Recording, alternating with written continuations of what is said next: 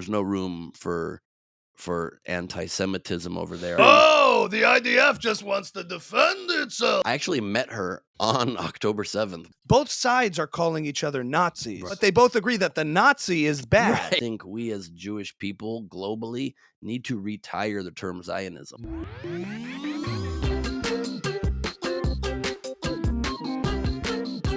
Welcome back to Ami's House. Ami's House, episode 22, I believe we're up to here. 22. Higher than that. Very special guest joining us today. We have comedian, writer, creative, commentator, all of those things in multiple lanes firing at once. Ben Gleib, welcome to Ami's House. Thank you for having me, Ami. Did I get all that right? I mean, I kind of feel like we're kindred spirits a little bit, looking into you a little bit, coming from all of these worlds of creative people who also think about stuff. Yes, those are all right. If anything, you left some out, which is good. It's too long to keep adding to that. Yeah, so I just wanted to, in terms of getting acquainted with you and getting our audience acquainted with you, just a little bit of background coming from the entertainment space into sort of the also political space that you're in. How did you end up in the left of center sort of new media space, coming from the world of like entertainment? Yeah, it's a good question. I just done a couple of things with the Young Turks over the years. You know, one of the lead anchors over there these days, and then I don't know. I just started talking to one of their producers and their head of programming, and said I'd be interested in doing. I saw people were doing like their own commentary videos for their sub brand called Rebel HQ, and I thought that would be fun to do. I'm commenting on stuff all the time anyway, political things. May as well get a little bit of money for it, and so I talked to them about that. They offered me to do it. I started doing it, and then they started asking me to co-host the shows, and then I said, what do you got to do to be one of the lead anchors? And they trained me to be a lead anchor, so they would love to have me do it, and the rest is history, really. It just kind of happened. Was it one of those things where like you sort of labeled yourself as one thing identity-wise, creatively, like I'm going to be a comedian or I'm going to be a writer, producer, and then you're like, am I actually in journalism now / commentary?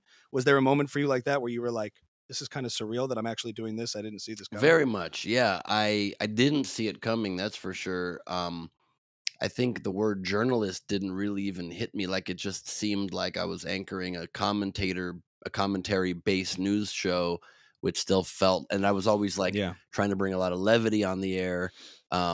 And so it still felt like it was a comedian talking politics, talking news. And then after October 7th, it just became so much more serious when something hit so much closer to home.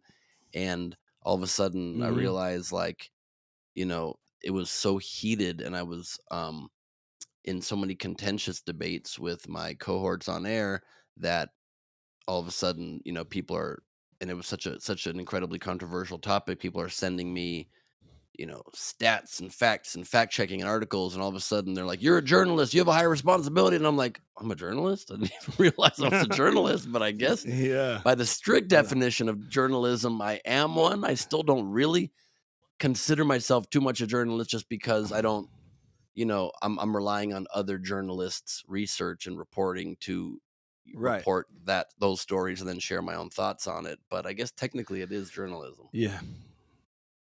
Yeah, well, it's like the secondary source thing. You're not out in the fields, or I mean, I'm not reading stuff, but I'm listening to people who read stuff. Right. I mean, loosely, but I know what you're saying. I mean, I did feel that way also, like after October 7th, the world of politics and keeping things political over here and entertainment based over here. And sometimes, and my role in that space is to just make light and fun of things, and it's all about the funny. I as a comedian sort of held to that principle pretty strongly. Like when I get on stage and make jokes and everything and get on Instagram, it's to make people laugh. But I felt like there was this change post October 7th where this is a world now that we live in where people are confusing not political policy, but basic good and evil. And so comedy can't exist in a world like that, or it can, but its days are numbered. And I feel like until we get that sorted out, like we're not going to be able to joke around much about anything for much longer. Yeah, it has been I really felt that hard weird shift to find the humor. Like, you know, I went to Israel in January, and it was a very serious, very somber trip for most of it. But I did do a couple of stand-up shows, and including one really big show with like some of the biggest comics in Israel. And there was this great sold out show, and I had written all these jokes about it. And I was able to do them there because I knew that the audience understood what I was saying and the facts weren't in debate.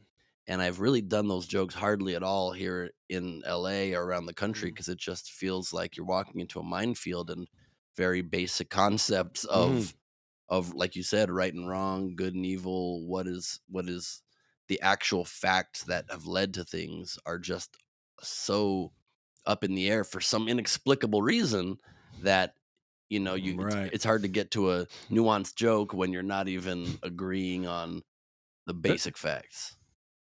It's kind of You like if can't even somebody get on stage said, and go, so what's the deal with murder, people? Am I right? And they're like, boo. yeah. I mean, it's kind of like if somebody was like, knock, knock, and the other person was like, wait a minute, is there even a house? I don't think houses exist. You're like, this is just knock, knock. We're leaving a warning. That's what Israel does. They warn people. Knock, knock. Yes. I have found, though, like the comedic relief. I mean, in the immediate days after October 7th, I couldn't say anything. It was just like a grieving thing. But like I haven't found it challenging to find the funny or the satire and being able to mock certain things. But it's more that I saw my role publicly shift a little bit, because like I wasn't going to my Instagram having comedy and then all of a sudden talking about taxes or policy or making fun of people for some sort of satire or political point. That at least for me personally, I wasn't doing that. But I felt like after October 7th, there was such a moral confusion that was permeating otherwise decent people. There was such a co-opt of the language, basic language around this issue, that it just felt like we have to, like, it felt like a sick world that needed to be healed before we get back to just like entertaining each other. Because all political disagreements to me in a civil society exist on a plane where we all respect the same decent values. And it feels like October 7th has totally distorted that in a very confusing way. It really has. It really has. And, I was, trying to correct people's logic flaws and their strange political opinions that didn't jive with me pre-October 7th, but it's just in hyperdrive ever since. And other than the fringe conspiracy theorists pre-October, you generally had a pretty, common set of facts. I mean, Trump did his best to like obscure that over the last few years, because he does like to shift realities into whatever suits him at the moment. That I think has led to some of this, and it's kind of a perfect storm of like then people being able to question everything that they hear, even if it is something you see or hear directly, but it's just so much worse since an emotionalism. There's sort of an emotionalism, dominating very much. And like this, people just act as though, I mean, Colbert was making fun of this with George W. Bush a long time ago, so the seeds were there when he was like, it feels right, it feels like truth. Truthiness was his whole thing, where he would attack W with that. And so I guess the groundwork's been laid for a while, but it's just all like lost its mind lately. I've been having since October 7th a very long DM discussion with this lady friend of mine. And I say lady friend just because it's like so interesting. Well, I say lady friend because she's a lady, and because she's like somebody that, like, I mean, to speak frankly, I like had a crush on. I actually met her on October 7th, like just when the news was like happening. We were at a friend's birthday, and then we like started like talking and hanging out a little bit. And she's Muslim from Pakistan, and I'm Israeli, Jewish, and we've started like we had this like weird dichotomy of hanging out, but then also hanging out as friends, but then also debating this thing in DMs the entire war. And it's gotten to points where she'll ask me, says, I need to take a break, can't talk about this anymore. And then we'll start talking again. And then just our messages. You're like, but you're so hot though. Just our messages yesterday were like so insane. She was like, don't you want to be on the right side of history? I know you want to defend your people, but the right side of history. I'm like, the right side of history is exactly what I'm calling you to try to be aware of, just because you're trying to protect your people. How about the moral necessity to defend oneself from promised annihilation? And she goes, oh, you by the right side, I mean the one that is not intentionally starving a population and killing mass numbers of people. And I said, aside from the fact that both of those are not true, how about the side that the one that I see as the right side is the one that doesn't support terrorism, didn't cheer and celebrate after 9/11, didn't cheer and celebrate after October 7th, doesn't still promise the annihilation of the Jewish people in Israel and promise to never acknowledge them ever, while still asking for a state from them and asking for things from the people who are more dominant over you militarily, yet you still want things that you won't even grant them. And we're still on for dinner tonight. Exactly. And throw gay people off buildings and stone women who show their hair. You're allowed to show your hair if we do dinner. What do you say? Nobu at 8? One of the strangest things about this whole conflict, if we want to use that word, I don't even like it because it's such a like morally neutral word, but forgive or whatever, give or take. The strangest thing to me is that both sides are arguing their positions from the same principles. Right. It's not as if we're fighting, both sides are calling each other Nazis. Right. But they both agree that the Nazi is bad. Right. Like the Nazi term is the worst thing you could be. And the argument seems to be, which one of you is the Nazi?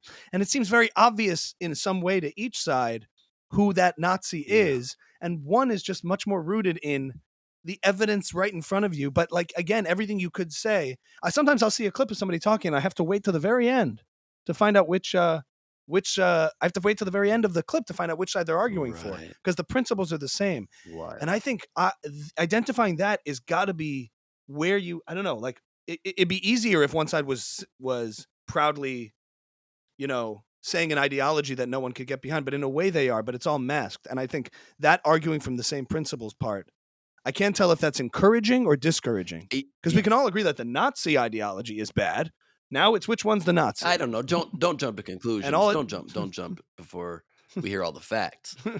The Nazis probably have some great ideas. Okay, I'm going to go pro-Nazi on this podcast. No. Yeah. In other words, they're not going to. So I just mean that makes it very, very confusing, right. especially for someone who's impartial watching. And I think it's both of know? those things. I think it very much is both promising and disheartening, because it's disheartening, obviously, because we're not seeing facts the same, but it's promising in that at least we have a similar moral compass and we just are disagreeing on what the reality is. And I think while shifting reality is a real bear of a challenge, at least if we can get to a place of like, okay, so do we agree on this timeline of facts? I've always believed this whole time that really the biggest problem, even in the way of peace in the Middle East and the way of us seeing this together, it's just communication. We're just communicating very badly. We have a dearth of really great leaders who can communicate very clearly, very deeply.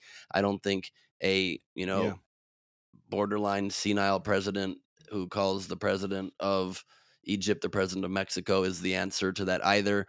And I think it's all about someone who can speak to the common humanity, can cut through the noise, can try to get us to have a common set of facts. But here's an example. So I'm on the Young Turks with Cenk Uygur, who's a non-practicing Muslim, as far as I understand, and we've debated this war like 15 times on the air. And sometimes we are respectful, and sometimes we yell at each other. I don't think sometimes I've seen a lot of yelling on a lot of yelling, and I don't believe I'm the one that. The IDF wants to defend it. So you've seen my videos. No, I love your video. I mean, it's a very funny point you make about Cenk's debate style. He might disagree. Oh, the IDF just wants to defend itself. Whoa. Yeah. But anyway, yes, a lot of yelling. When he doesn't have a good counter argument, he just repeats the point that I made and uses a sarcastic tone loudly. I hear you. I've seen it happen. But I'm curious about those conversations and the difference between like media persona versus knowing somebody personally, and how that can kind of change. Like you said, it's about communication, right. And we're always judging people's performances. Like I've seen Cenk perform not in a disrespectful way. I mean that in the way that on a Piers Morgan clip, and I've seen him say these things, and obviously these views are incredibly disheartening. But as someone who works closely and has a relationship that goes beyond persona, can you what's the insight there? What's your take in terms of optimism? Absolutely. So, despite that joke we just made, I want to say in his defense, he truly believes what he's saying. He believes in Israel's right to exist. He always condemns when Jewish people are mistreated. He just thinks Israel is mistreating the Gazan people, and he thinks that it's real terrible the way the war has been carried out. And And that's a genuinely held belief. And to his credit also, he keeps having me on the air to share the other side of it. When I'm not on the air, I really don't like a lot of what I hear being said there. I'm happy that I at least a couple times a month get to go on there and lead the stories and debate with him openly. And off air, we usually hug each other. On Friday, after I lead anchored, and we did a story that would be about the protests, and we agreed more than we disagreed for a rare time. And then we chatted for a second after air was done. He was about to go up to his office, and we shook hands, and then he opened his arms for a hug, and I came in to hug, and I went the wrong way, and he went the wrong way. We almost kissed. Cenk seems like, to his credit, of all the things I disagree with him on almost everything, but he does look like he gives a good hug. A great hugger, right? It's Bear Hug Fridays, everybody, at the Young Turks. Bring it in, 100%. Anna. 100%. Bring it in, Ben. Here we go. Huggaboo, wuggaboo. That I can see. I can totally see. And I just watched the other day a 2-hour debate that he did with a libertarian guy on his side against Dave Smith. Yes, yeah, Dave Smith against Dennis Prager and someone on his side. I can't remember who it was. And I watched Batya. I think it was Batya or yes, yeah, something like that. Yeah, and it was a 2-hour debate, and I watched it, and there was no yelling, and it was pretty reasonable the whole way through. And I remember coming to this conclusion after watching it. I think that Cenk's argument in that debate and the pro-Palestinian side in this debate, it's a pretty reasonable argument. And so is Dennis Prager's side, and the pro-Israeli side is a pretty reasonable argument. There's just one major fact that stands in the way of siding with one side or the other. And that one major fact is that Cenk's side, for whatever reason, the pro-Palestinian side refuses to acknowledge the existential threat posed by fundamentalist Islam that promises to eradicate the Jews in Israel and never let them live in peace. If you skip that fact and you start after that, if you start with a long time of oppression, which it is oppressive. It's oppressive to not have your full freedom of movement and all that. But why is that happening? Why does it not happen in Israel proper? But it does happen, which proves clearly it's not ethnic cleansing, proves it's not about the ethnicity or the religion of these people when 2 million Arabs live with perfectly full rights in Israel itself. It's because of the tactics and the promises of that side, which is to annihilate and to never acknowledge the right to exist and to promise till the ends of the earth to kill all Jews in Israel. If you ignore that fact, it's a really shitty, terrible situation what the Palestinian people have had to go through for the entire length, basically, of Israel's existence. If you don't ignore that fact, then there's no other choice Israel has, and peace could happen if they just evolved past these primitive medieval beliefs and were able to live and make peace like Egypt has, like Jordan has, like a lot of other places have. And the fact is, you can't skip that, because not only is it true, they keep reminding you it's true, and not just in words, but in actions. Even during the war, that's barely reported, continually sending rockets, continual terrorist attacks. When I was there in January, there were 9 on-the-ground terrorist attacks that killed people and 170 missiles into Israel. One set of missiles came close to where we were in Tel Aviv, not close enough we had to seek shelter, but close enough to be pretty flippin' scary.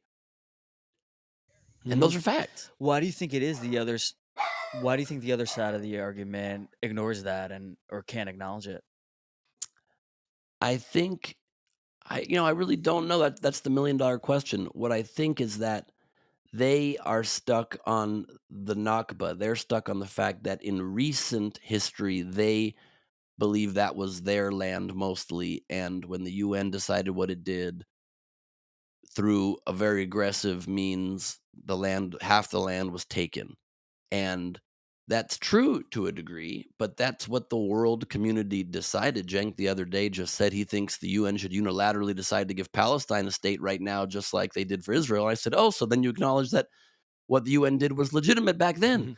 So if they can just unilaterally do it, that's your big solution. Sometimes the world needs solutions that are not comfortable. We here in America are living on Native American land, of course, and that's much more cut and dry. We are colonizers who took their land because we were not here before. The Jewish people were in the land of Israel since biblical times, and that is our indigenous land. But they think in recent history they were pushed out of their homes and they can't get past that. And I say while that is disputably true, part of that is true, part of that is not true. We were there as well at the time. We were there before. We had been kicked out. We were returning to our homeland. But there also wasn't this sovereign, idyllic state of Palestine that they talk about that was sovereign and prosperous. That never existed.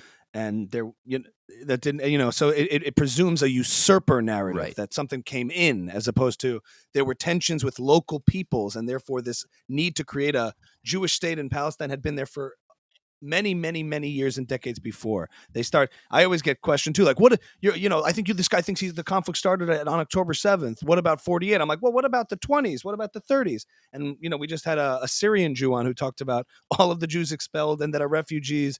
And in the way that part of the world was cut up at that time, post-Ottoman Empire, like nobody questions the legitimacy of any other state created except the Jewish one. Right. So I just, right. And so 100%. So it is puzzling. It's puzzling. And so I say, look, this is 75 years ago. It's relatively modern history, but it's also history at this point. Israel is established as one of the great nations on this earth, one of the most productive nations, a nation that has created so much of what we use every day. Like the concept of a divestment and boycott movement is really incredibly stupid if you actually do every product that Israel and Israelis from Israel invented and affected. Throw away your iPhone, throw away all of the things that you love. Don't drink coffee. You know what I mean? Don't do any of the things that don't drink Starbucks, whatever it might be. You can't. The country's very clearly going nowhere. And so, yes, if you're going to stick forever to the grievance of 1948, 1947, then you're going to not ever be able to solve this problem. If you're able to at some point say, look, we tried to fight then, the day after the UN established Israel. Many of our brother nations attacked with us. Israel won. Okay, we tried again. We tried another war. We lost again. After maybe 2 wars, maybe you have to say, okay, this is now the facts. This is a land of Israel. Do we want a nation or not? Or do we want to keep arguing that one thing over and over again? Yeah, the catastrophe narrative, it's only a catastrophe because you failed to destroy Israel and you failed to wipe Israel off the map. And that's the catastrophe. Exactly right. Which is not the way it's framed. They always start with, these people were kicked out of their homes. What and they leave out this inconvenient, like there's this confusion with the marginal and the fundamental, like you discussed. You mentioned that what's fundamental is this radical ideology, radical Islamic fundamentalism that must destroy the Yahud and all the Jews in Israel and around the world. And that's treated as a marginal issue. And it's the same here. Like when they talk about the Nakba and they talk about that narrative, the fact that there was war declared on Israel, across the board from neighboring Arab states, that's treated as a marginal issue when it's the fundamental issue. So there seems to be a confusion around fundamental because it literally determines whether you exist or not, whether you get slaughtered to the last person or not, whether you have a nation or not. It couldn't be more germane, couldn't be more fundamental. And that's exactly right. Each issue, they try to push it to the sides. Like in some of my debates with Cenk, even like any legitimate point, it's just, I find, and maybe I'm biased, but I find that we on the pro-Israeli side and the pro-Jewish side acknowledge a lot of points. We really are trying to acknowledge every fact and live in this real reality. And then I'll say things on the other side that are also fact, undeniable, like Hamas uses human shields, their own people's human shields. And Cenk will go, oh, we're still saying human shields? It's like, yeah, we're still saying it because it's still a fact. You can't just expect me, because this is our 5th debate, to stop saying it because it makes it harder for you to counter that argument. That's ridiculous. And so you're exactly right. They don't acknowledge these fundamental. I just really want to get my Cenk impression in there also. That was very good. I liked. Thank you. Yeah. I was and part of it is also that I think that I was going to ask you, as somebody who sort of you consider yourself sort of the left, generally speaking, or on the left, taking left-wing positions on a lot of things. Aside from Israel, which you held strong pro-Israel views on all this time, has post-October 7th being in this world and seeing a lot of the moral confusion around Israel made you question at all any preconceived or pre-held beliefs about viewing the world in this oppressed oppressor narrative, in this oppressed oppressor framework, which kind of leads a lot of people at the Young Turks and a lot of people on college campuses to see Israel as the villains purely because it is more prosperous and has more resources, that it necessarily must be the bad guy?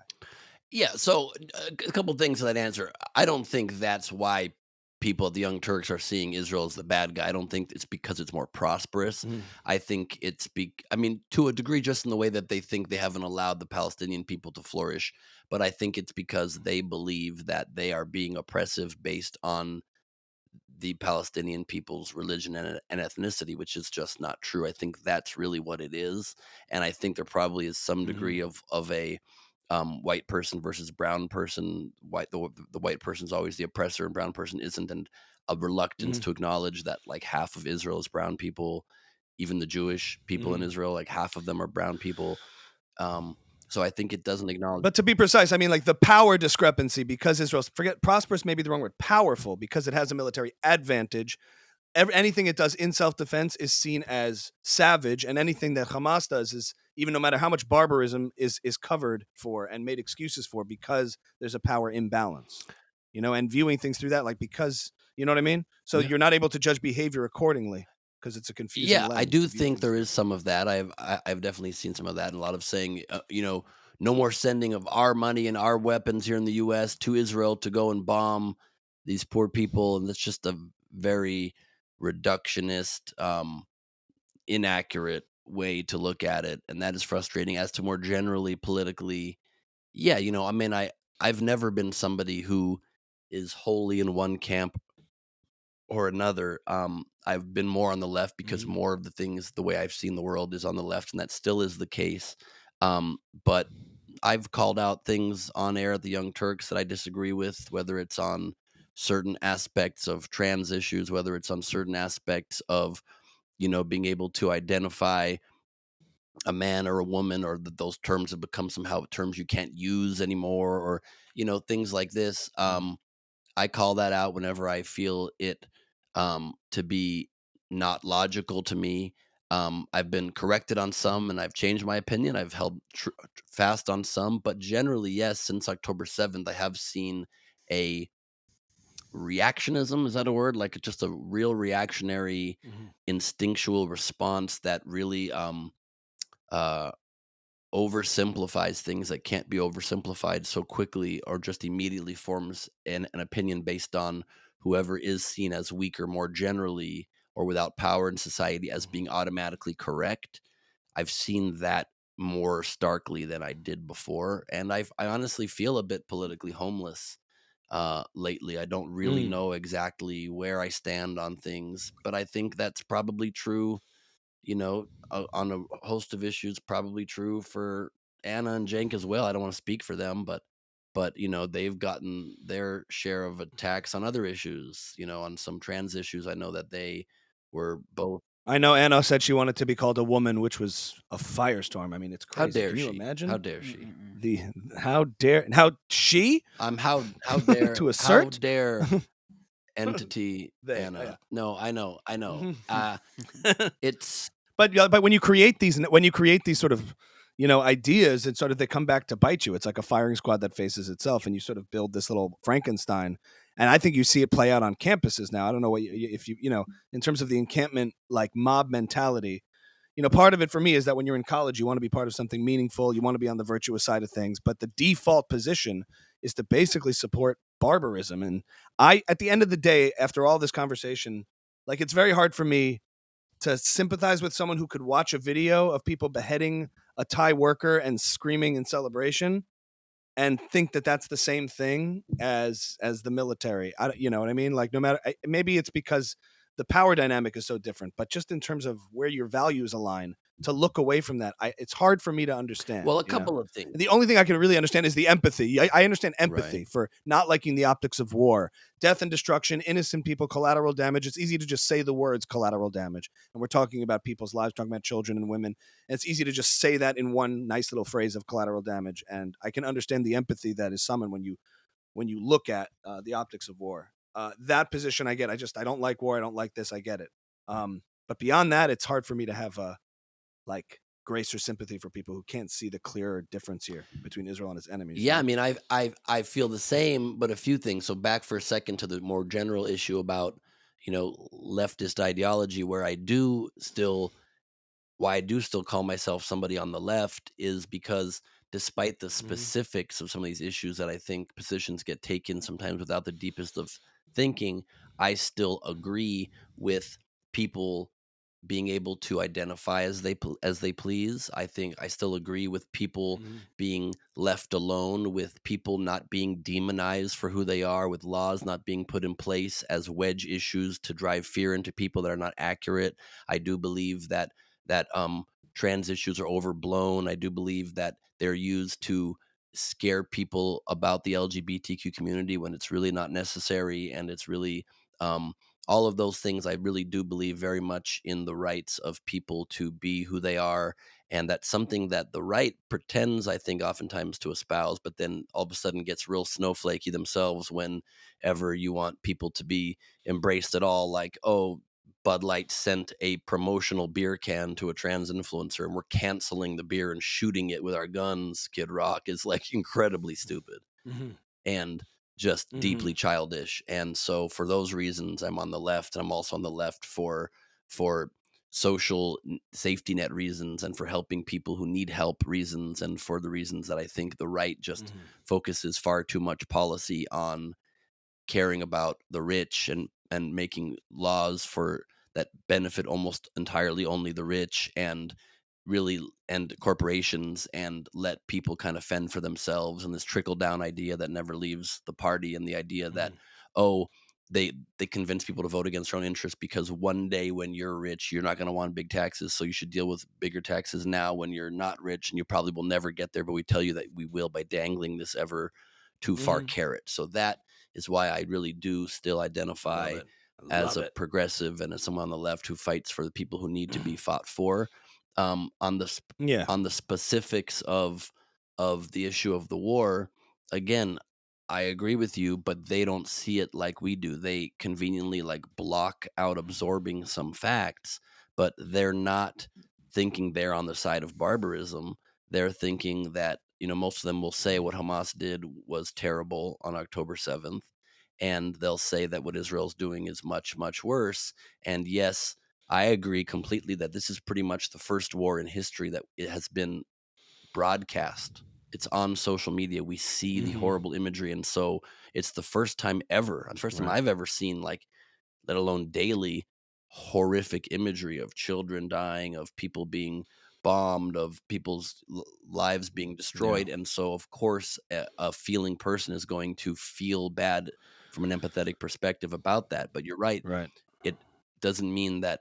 I hope we can evolve to a society where war doesn't exist anymore. But until that happens, you can't say no more war only when it's Israel defending itself. And I think we totally agree with that. And we do on our side. And they, for some reason, don't on their side. But there are, of course, things they're seeing that are not just the official actions of war. They're seeing Israeli soldiers on social media blowing up a university just for fun on a video on TikTok and laughing about it, or putting on the clothes, or stealing things from houses that they did, or being very cavalier in many cases. Yeah, the algorithms are reinforcing perceptions in negative ways on either side. That's true. I guess it's also important to make a distinction between sort of Cenk's positions and the things that he's saying, criticizing the IDF and saying very harsh things about Israeli government policy and the IDF, versus Brianna Joy Gray, who's calling Hamas resistance fighters, resistance movements, and the journalists out there, the Max Blumenthals, the Norman Finkelsteins. I guess you can affirm that those are not the positions held by the people you're engaged in talking, at the Young Turks. That's not what they're saying. They're making a distinction. Cenk, I haven't seen a lot of Anna's coverage or some of the other coverage, but Cenk's coverage, yes, he condemns Hamas, he calls them terrorists, but then he also lately calls Netanyahu equally the same amount of terrorists. And I'm no Netanyahu fan, and I think he is, doing a lot of things for self-interested reasons, and that's horrific, and it's insane he doesn't have a plan for the day after, and I think those are all really irresponsible things. But I don't agree that he's an equal level terrorist as Hamas. I don't think he's a terrorist at all. I think he's a corrupt person, like many politicians are. He's looking out for himself, but still carrying out a war in a way that pretty much any Israeli leader would be carrying it out, perhaps with cracking down more on the egregious acts of rogue soldiers that should be cracked down on more hardly and prosecuted. I agree with completely, and I'm against the expansion of settlements as well. He supports that, but to call him a terrorist, I think, is nuts. And then I'm talking to people just on social that are also calling the American government terrorists for supporting Israel, and it's just words start to lose their meaning now when it's a country that's defending itself. Correct. I think there's a comfort and there's a thirst and a comfort for just balance. People want there to be equivalence. Like, if we're going to condemn one side, fine, but everybody's bad. Like, it's a conflict. The cycle of violence, like even within the language, it feels better not to have to judge one side harsher than another, and like judge one culture or one society or one government as better than another. For a lot of people, certainly left of center, that's like a very hard thing to grapple with, because maybe it risks seeming discriminatory, and it kind of is discriminatory in a moral sense. You're being morally discriminatory by saying, not racially, you're saying these actions, these values are better for protecting individual rights. And while Netanyahu has his corruptions and a lot of people take issue with him, his people are allowed to speak out against him, and there's an actual democracy in Israel. And the point is, I think it's been interesting to see how, like in the West, this has been framed as Netanyahu versus Hamas rather than Israel, which generally the population supports destroying Hamas and fighting Hamas to defend its citizens, as opposed to Netanyahu's victory. They sort of framed him as the villain in the same way Hamas and Sinwar are the villains. If you saw today the criminal court of justice that issued the International Criminal Court thing that issued the arrest warrants. Warrants. International Criminal Court. Yeah, they issued the arrest warrants. Like, did they now we're doing it for Sinwar and Khania. They issued them because I heard that the prosecutor was pushing for it. And did they approve it? I don't know what the status is, but I saw a statement saying we're issuing arrest warrants for Hamas, but also Netanyahu. So it's this thirst for saying we're covering both equally, and that to me is such a failure morally to not see. Well, Amal Clooney is off my dream girl list now. That's for sure.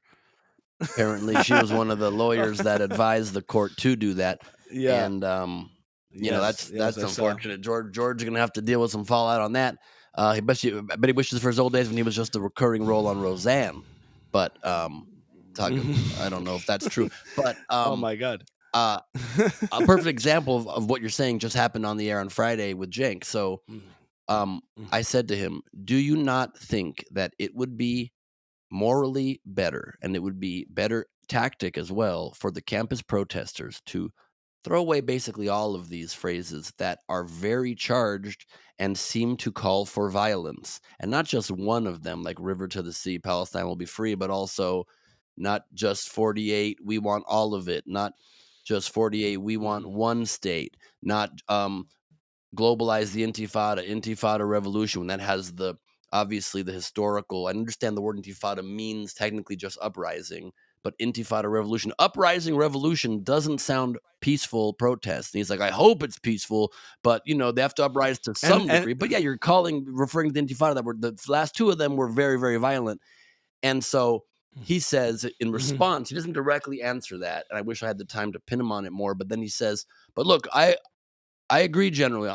I've gotten in trouble for this, but I've said that river to the sea shouldn't be said. You shouldn't say river to the sea. I think that is a call for genocide, and I've gotten in trouble for that, and they shouldn't say it. But Netanyahu used the same phrase. So Ben, do you agree that was a call for genocide when Netanyahu said it? And I said, it was the end of the debate. And he really wanted to button that point. I said, no, I don't.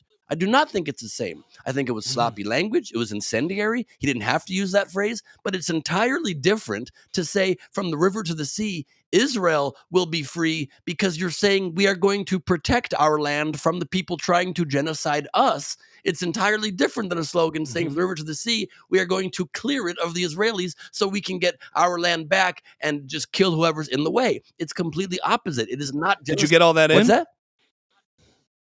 Did you get all that in? Absolutely. When you were going, I got all that in, and then he just said, "Okay, well," and then we ran out of time, basically. Okay, so look, and I wish that point could be acknowledged in response, instead of like a sound that makes it sound like it's not fully acknowledged. But he does acknowledge points sometimes, and he's better to debate with than a lot of people, and he comes from a humanistic space and doesn't come from a hateful space at all. I just really wish that people and that he could just acknowledge more the seriousness of the existential threat, because when I was in Israel, it's just very, very tangible. The thing that made me the maddest was it reminded me how the Israeli people are just expected to live forever under terrorist threat, forever under rocket attack, not just during this war, always. When I was there as a young child, I have photos of myself with gas masks on in the bomb shelter of my uncle and aunt's place, because that's the life they have to live, being able to always at a moment's notice to run to a shelter.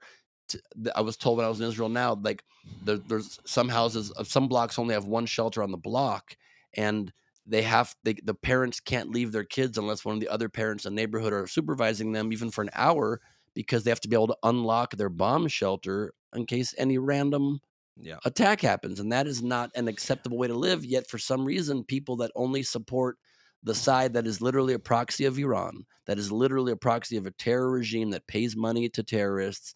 And facts are, it's not just Hamas that is these terrorists, but the Palestinian Authority in the West Bank side pays money as well, just like Iran does, to terrorists that kill Israelis.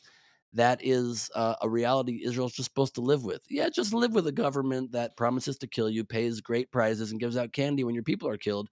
And that's supposed to be okay. We're not supposed to even mention that.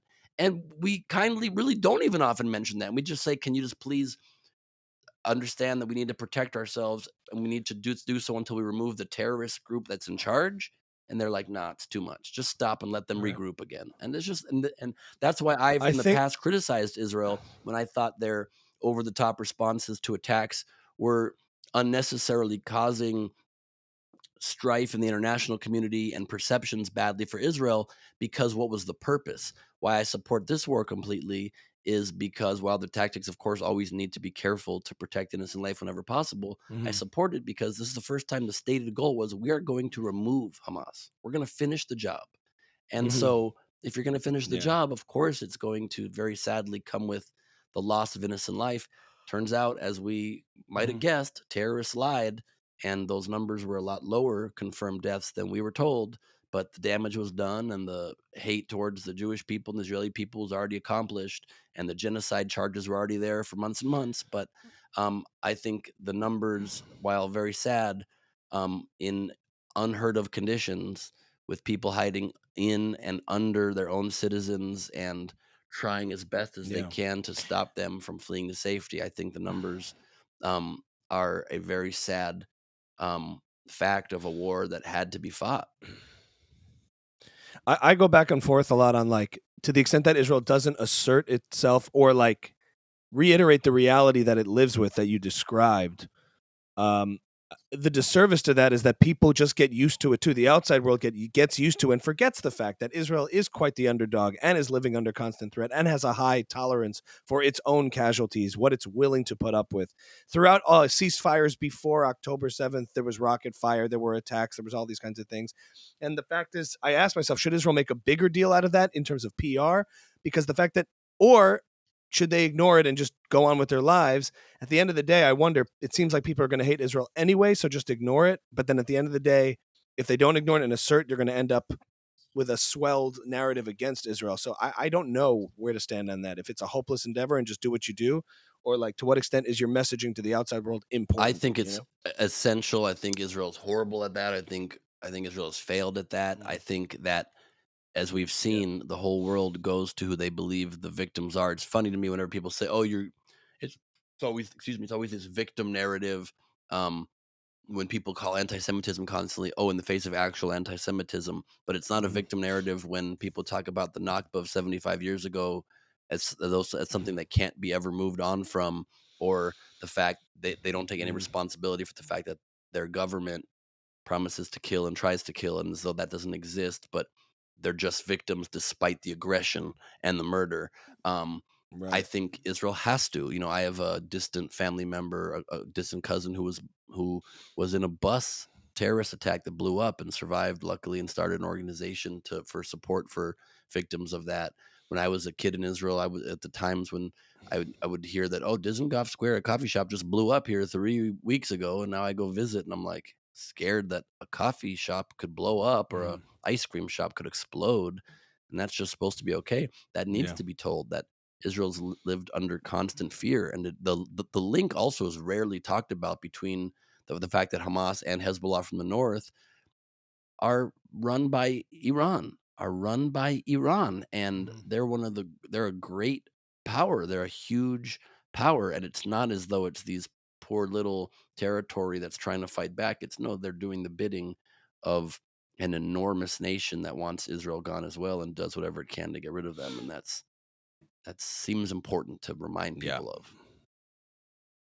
Are those conversations, when you have them at work with your colleagues, understood, like that the Iranian regime is evil, different from the people? Like there's this weird thing on Twitter across, like, mourning the death of the butcher of Iran.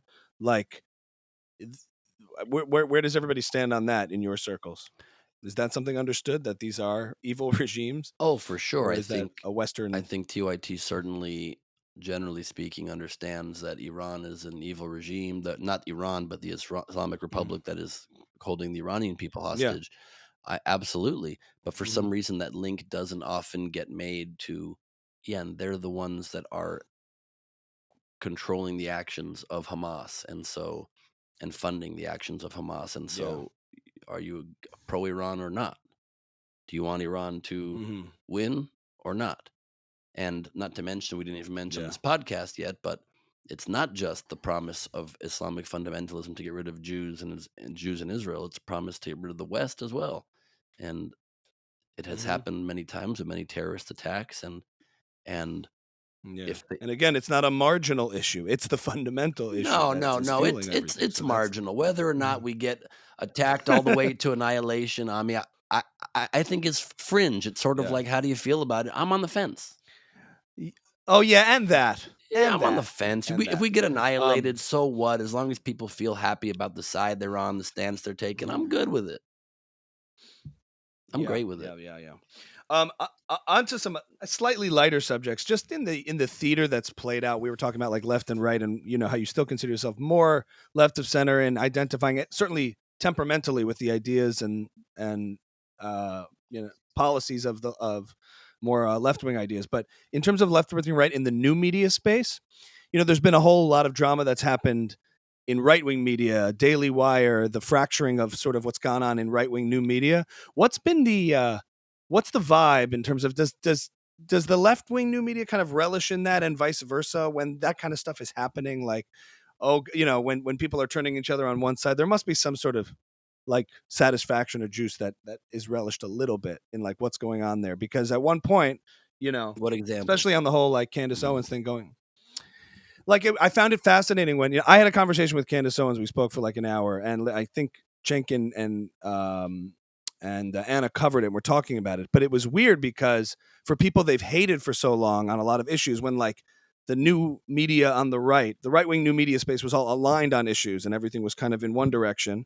And then when there's dissent and problems and tension, there's this weird thing where they were sort of having to defend Candace's critiques of Israel, even though for years she was, you know what I mean? There's this like disconnect between defending people that you normally completely criticize. And I don't know. I just, in terms of the fun of it, there's a competitive element to it too, of like, to its credit, like Young Turks, Daily Wire have both created incredible landscapes of new media from legacy media, and they're operating in that. And to me, Young Turks sort of represents sort of the left of center new media, while places like the Daily Wire represent, and Rubin Report, other places like that represent right-wing new media, right of center new media, PragerU, those kind of things.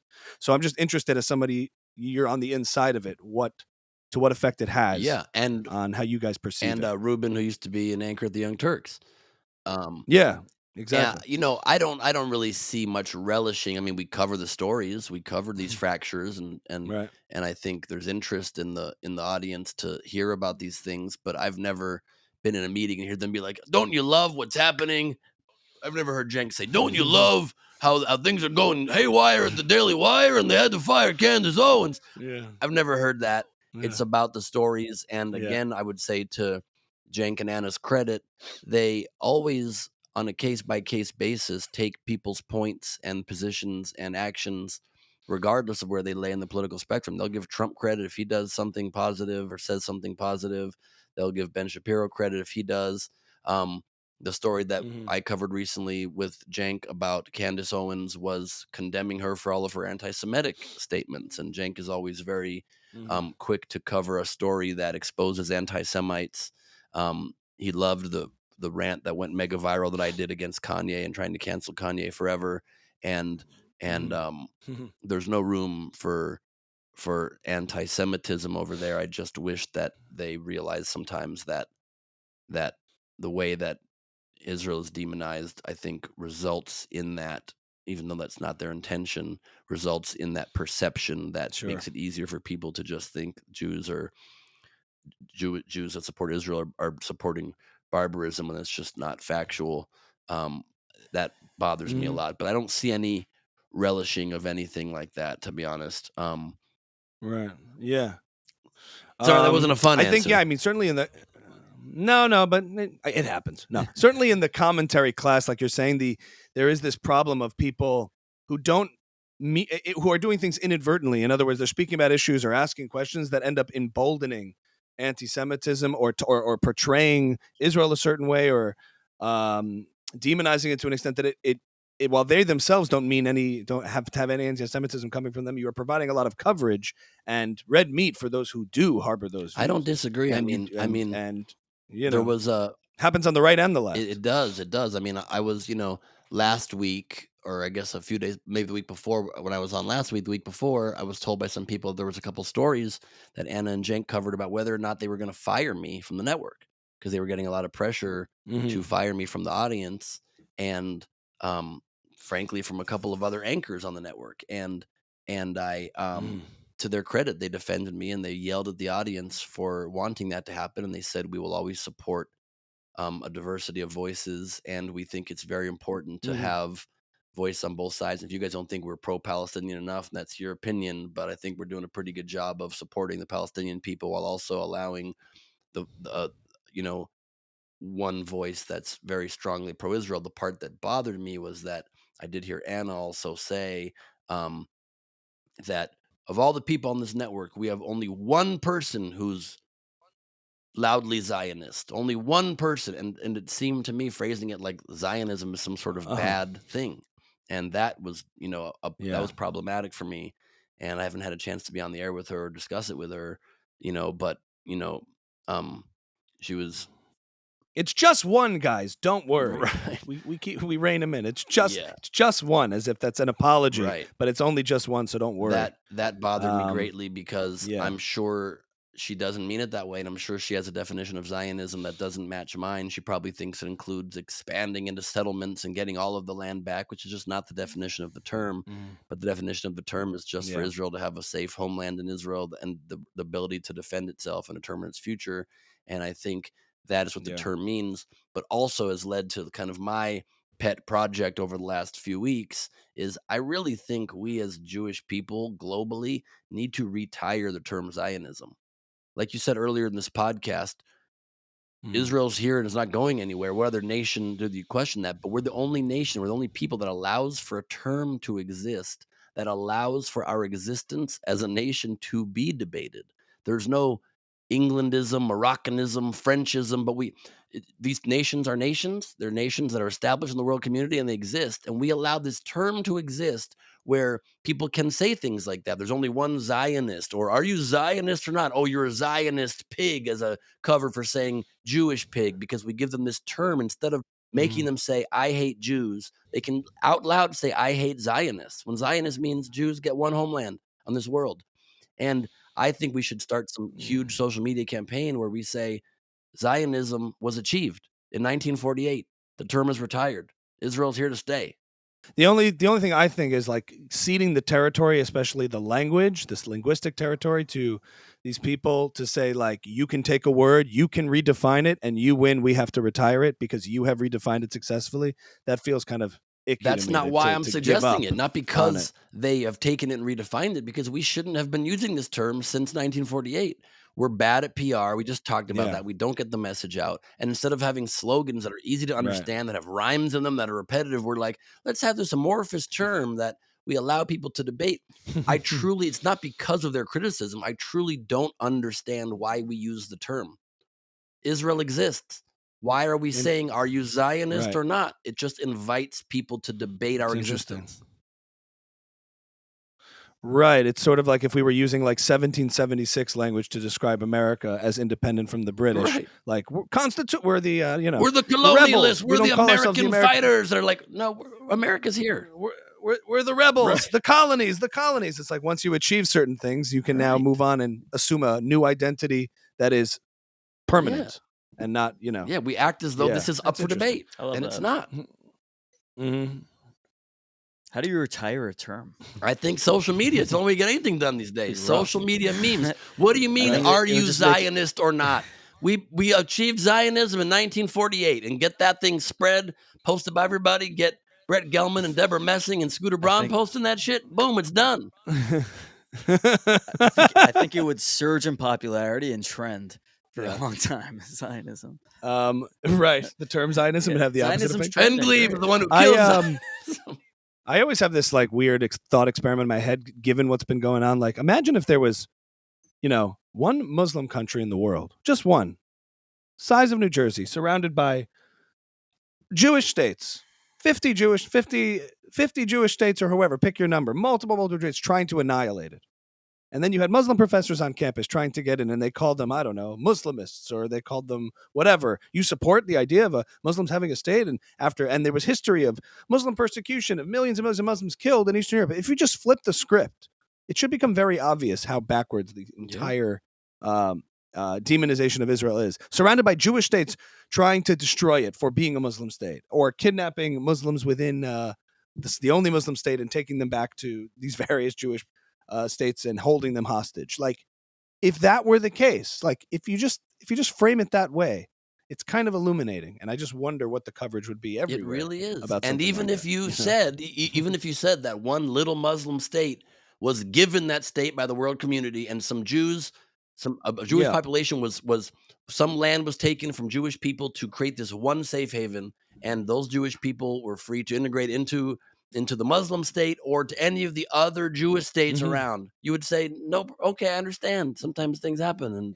it had 20% of its population were Jewish with full rights, and yet the surrounding Jewish countries were kept trying to annihilate it. How fair would the coverage be to those Jewish countries trying to annihilate a single Muslim state? If you just, and it's not a controversial thing. I'm just literally flipping one word. And when you say it that way, all of a sudden it's like, whoa. And that's what's so wild about the colonialist arguments. Like, oh, I've never even heard the term settler colonialism before. So you're focused on the colonialism of Israelis, which I don't think they should do, but encroaching like a half mile into territory. But you're not at all worried about the Arab colonialism that has taken over 50 countries in the area. That's not to be mentioned. And keeps backwards Sharia law on people and doesn't let women have rights. That's the real apartheid, by the way. Right. Keeping a part of the population without rights and separate. Preaching to the choir, brother. Preaching to the choir. Have you found that, like, as a public media personality, as a creative, and as a comedian, the pushback you've gotten, have you taken any sort of hit in terms of followers, in terms of audience, fan base, that kind of stuff that's like, giving you a lot of pushback?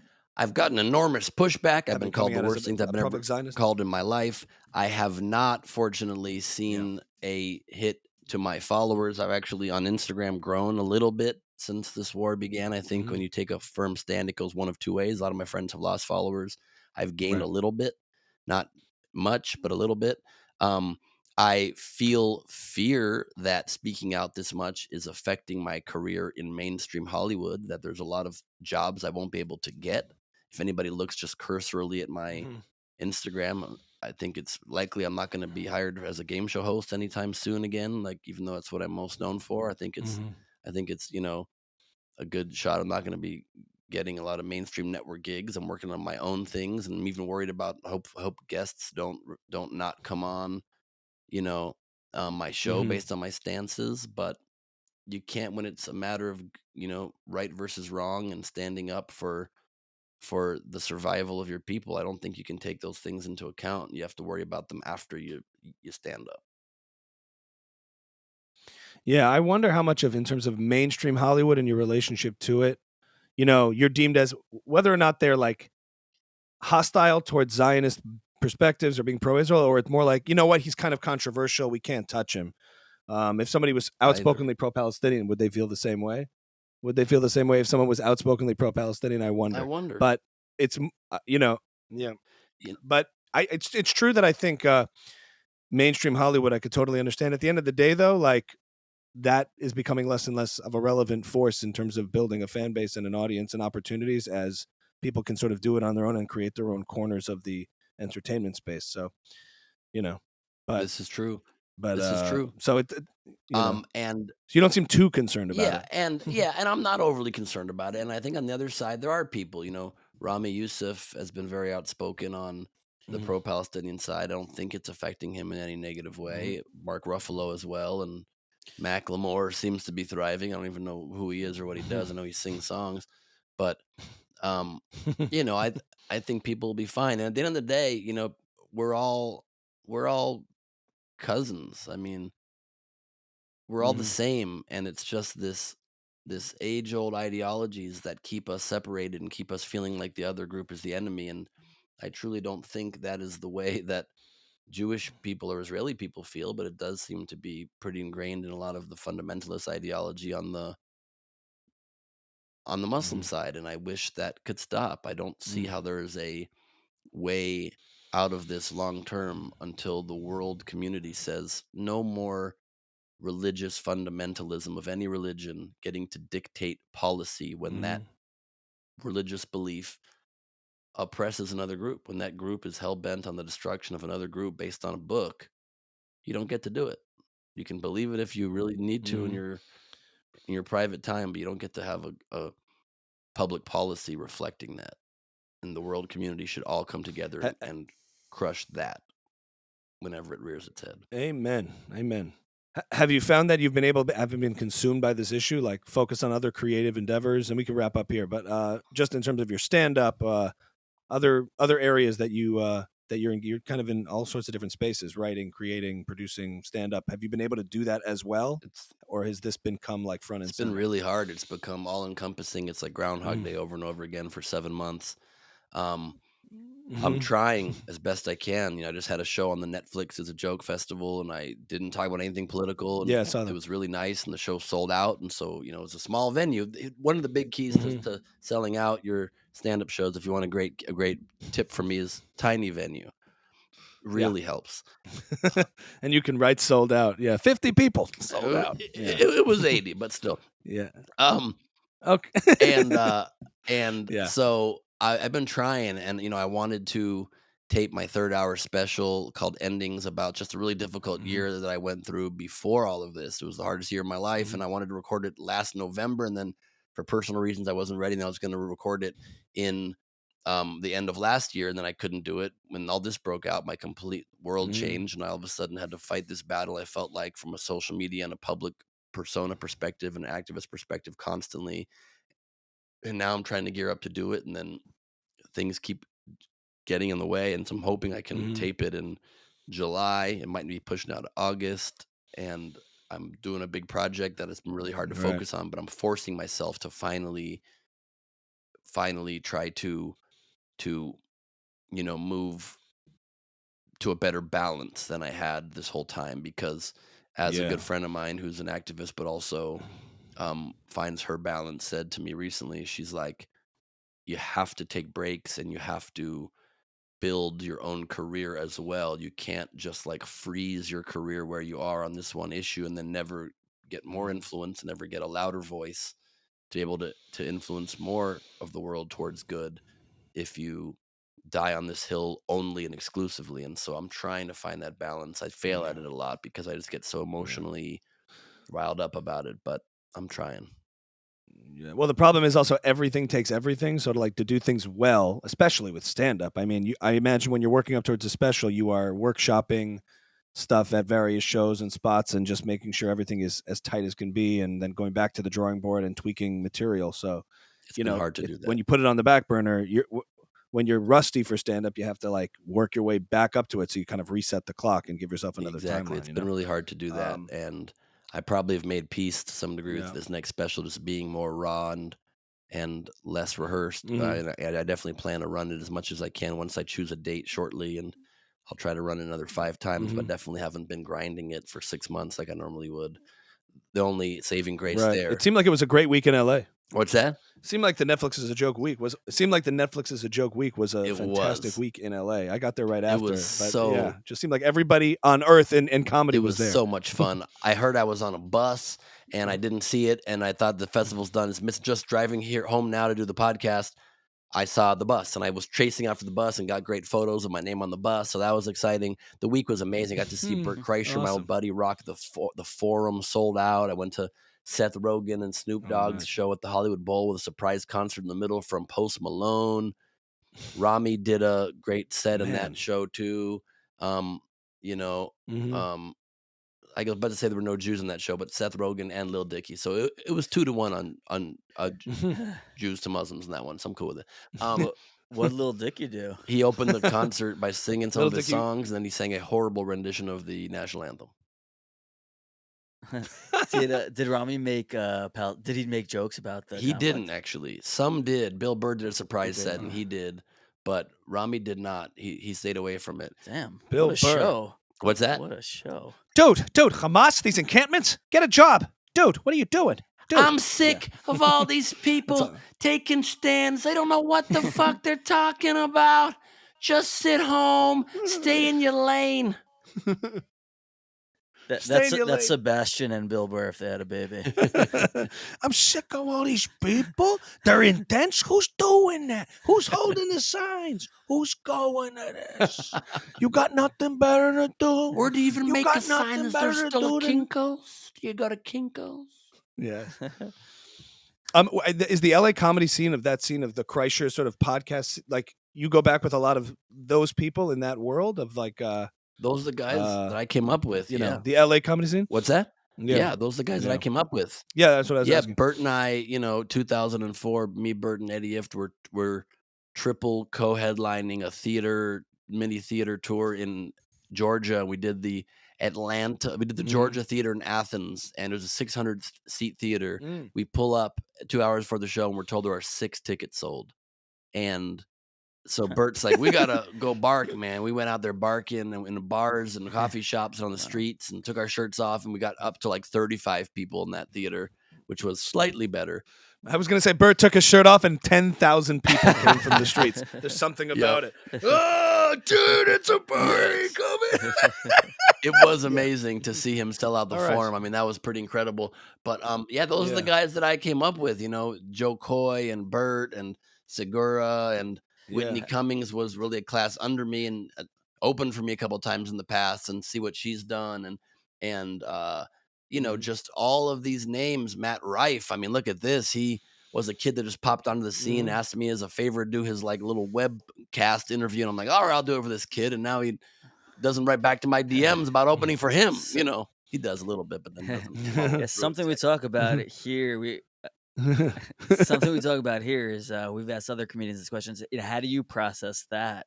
When you show up to your buddy's show and he's that huge, or like Matt Rife blows up that big. Like, how do you, sitting in the audience, just work that out in your head? You're very happy for them. I always maintain a true happiness for them because this is the dream and that's what we've all hoped to achieve. And I think karmically you want to support the possibility of this happening, and you support your friend for them getting there. And also, of course, there's some part of your brain that's like, how the hell is that not happening for me yet? When it seems like it's not so easily, but just like you just hit a moment all of a sudden, like you're selling out arenas. It's this golden age of comedy. It is definitely a puzzle that I'm trying to figure out how to click in. Well, you did light up in describing it. I noticed like your face kind of lit up even just describing the people you come up with accomplishing these things from a place of like joy, which is nice to see. Because I came from like the music world into the comedy world, and like in the music world, there's a sense of like collaboration and support. There's obviously pettiness and jealousy and all creative things, but coming into the comedy world, like there's this other kind of competitiveness. I don't want to follow that guy. He's doing this joke that's closer to my joke. There's a lot of that, so it's nice to see, a collegial respect and genuine happiness for fellow comedians. Yeah. Succeeding in the comedy I think space, that happens more in New York where you're at than it does to me in LA. I think the LA scene is a little bit more chill. But certainly, while I feel all those happy feelings genuinely, I certainly wish that more of my buddies offered me spots on these shows, or put me on their podcasts more. I think the fact that I'm political is the main reason why I'm not on these podcasts. Theo and I were literally in Judy Carter's comedy workshop together. I have a flyer with our original names that says, "Come see Theo von Turnikowski and Ben Gleiberman this Thursday at the Improv." And I've never been on his podcast, awesome. yet they mention me and things I've done on their podcasts. And so I do wish there was a little bit more of a wider circle to like lift people up, because it seems like a lot of these guys, part of their success has been creating a crew that just puts all of each other on their own podcasts a lot and create their own like Marvel universe of comedy and share their fan bases. And I don't feel like I'm in one of those. Somehow I missed that boat. I think I made some maybe wrong alliances earlier in my career and lined up with some much more selfish people who didn't want to share. And then all of a sudden these other guys are like, we're sharing with these guys already. And so, I'm happy to get you a backstage pass, but not put you on the stage. And I'm a crusher, baby. I'm a crusher. I used to play arenas. I would open for some huge names in arenas, and I crush it. So if anybody's listening that is playing an arena, I'll come do it. All right. Well, I'm doing the Young Israel of Scarsdale next week, and you can open for me. You ready for that? Dream. It'll be great. Thank you. Thank you so much. Count me, maybe. Well, I think you're finding your own lane and speaking your mind, and I think at the end of the day, sticking to what's true. And I found in my case and in yours as well that that if you stick to it, like in the long run, it's a Jordan Peterson ism. It's like, tell the truth. You're going to win in the long run. You tell the truth, and it's hard, and you take a bloody loss, but you tell the truth. Look at Rogan. He's got 11 million downloads. That's absurd. But it hurts a little bit. And then he starts crying. That's what I would see. And then, and then I had to get groceries, and I couldn't decide which lobster to pick, It's not simple. For a man who talks about the importance of traditional masculinity all the time, he cries more than any man I've ever seen. Oh, interesting. I can't let you get away with that, dig at Daddy Peterson, not fair at all. Ben, we can wrap it up here. It was a really pleasure talking to you. It was so nice. And thanks for sharing your experience and your insight. It was great to hear. Thanks for being so open. Appreciate it. My pleasure. Where can people find you, Ben? People can find me social media at Ben Gleib, BenGleib on Instagram is my main platform, but also TikTok. I just sneeze. That rarely happens on a podcast. You can follow me on the sneezing webs. I'm on Twitter at Ben Gleib as well. I sometimes exit up, but I generally don't X, but I sometimes X. I don't want people to think I don't X. I sometimes do. BenGleib.com for whatever tour dates, usually LA these days, but occasionally on the road. And you can watch my two specials, The Mad King and Neurotic Gangster, both on YouTube, or Neurotic Gangster on Amazon Prime. Check those out. My game show Idiot Test is on Pluto TV, on Roku TV and Apple and all that stuff. And you can watch me clean shaven, not being political, and watch probably the last job out of that kind that I will ever have. It's kind of a beautiful little time capsule of TV history. I'm kidding, God. Well, sneezing during his plug in true Jewish fashion. That is Ben Gleib, ladies and gentlemen.